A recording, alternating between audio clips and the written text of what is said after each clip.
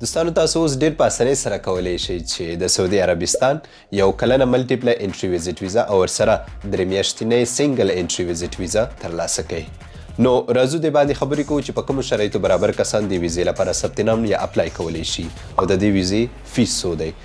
نو تر ټولو نه مهم شرط دا دی چې په تاسو کې کوم څوک دغه ویزو لپاره اپلای کول غواړي یا ثبت نام کول غواړي نو باید د جی سی سی ملکونو کوم چې ګلف کارپوریشن کنټریز ورته وایي لکه متحده عربي امارات، عمان، قطر، بحرین، کویت دي.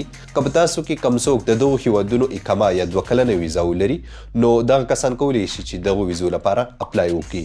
خو مخکې د اپلای کولو څخه اول باید خپله مهنه په د ویب سایټ کې چک کړئ چې ستاسو مهنه یا کوم وظیفه چې ستاسو ویزه کې لیکل شوي ده هغه د دوی کرایټریا یا د دوی کوم شرایط چې دي هغې سره برابره ده که نه. مطلب ستا په ویزه کې مهنه د سیلزمین ده یا د ویټر ده یا د بل څه ده هغه به د لیست کې چک کړي. که چیرې په د لیست کې ستا مهنه موجوده وي یا ستا وظیفه موجوده وي نو بیا د ویزې لپاره اپلای کولی شي. بل به یې ستاسو په ویزه کې 3 میاشتې وخت وي. که کم چا ویزه کې 3 میاشتو څخه کم وخت هغه کس نشي کولی چې د ویزې لپاره اپلای وکړي. ورسره پاسپورټ کې هم باید تر 6 میاشتو څخه زیات وخت وي. کم چا چې پاسپورټ کې 6 میاشتو څخه کم وخت وي هغه کس نشي کولی چې د ویزې لپاره اپلای وکړي.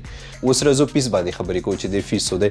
مارکیټ کې دغه ویزه په مختلفو نمونو او مختلفو فیسونو باندې خرڅیږي خو اصل فیس یې 300 ریال دی او ورسره د انشورنس فیس کم چې ټوټل تقریبا 400 شاوخوا درهم ترې راځي. نو دغه د دې ویزې ټوټل خپل فیس دی. خو یو پیره چې دا ویزې ثبت نام تاسو وکړئ یا ویزا اپلای کړئ که چیرې ستاسو ویزه ونه شوه اول خو کیږي خو که ونه شوه دغه فیس تاسو ته بیرته نه واپس کیږي.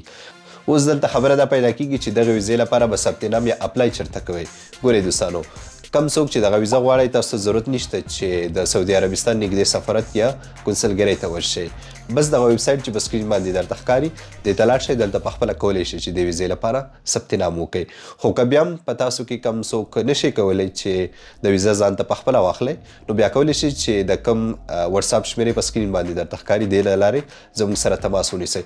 مهمه دا نه ده چې تاسو په متحده عربي اماراتو کې وئ. که تاسو په قطر، عمان، بحرین په هر خلیج ملک کې چې وئ کولی شئ چې موږ درته د ویزې لپاره ثبت نام وکړو او اول خو کوشش وکړئ چې پخپله یې وکړئ. په تاسو کې به ځینې کسانو سره دا پوښتنه پیدا شي چې چیرې موږ د ویزه ترلاسه کړه نو موږ عمره پرې کولی شو که نه.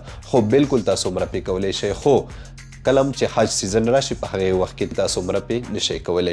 د دې ویزې فایده دا ده چې بس اپلای ورته وکړه چې تا ته ویزه راغله کله هم چې یو کال کې ته وغوښتل چې سعودي عربستان ته ځې نو بس کله دې چې خوښه لاړ شه او کله چې واپس راځې واپس راتلی شئ. څو وار هم چې ته وغواړې سعودي عربستان ته پرې تګ راتګ کولی شئ د یو کلنه ویزه باندې او 3 میاشتنۍ ویزه چې ده هغې باندې بیا یو ځل ته تګ راتګ کولی شئ. خو یو کلنه ویزه باندې څو وار هم چې ته وغواړې تګ راتګ کولی شئ. خو هلته په سعودي عربستان کې 90 ورځو څخه زیات وخت نشئ تېروئ. په 90 ورځو کې باید لازمي دخول خروج وکړئ.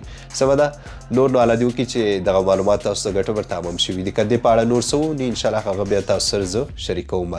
د خدای په امان.